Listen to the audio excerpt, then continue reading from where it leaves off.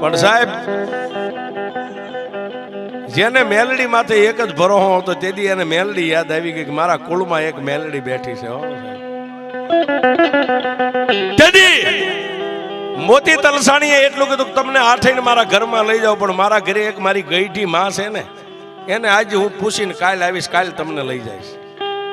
એટલે ઓલીએ એટલું કીધું આઠે બાયુએ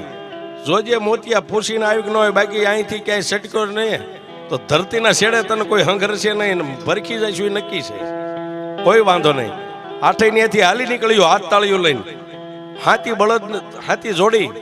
ઘરે આવીને હાથ પગ ધોઈને 3 અગરબત્તી કરી. સાહેબ એ સમયે દિવેલના વેત નતા, એ સમયે ગોખલે 3 અગરબત્તી ખોડીને આંખમાં 3 આહુડા પડ્યા, પણ 2 હાથને આમ લંબાવીને એટલું કીધું કે માં, એ માં,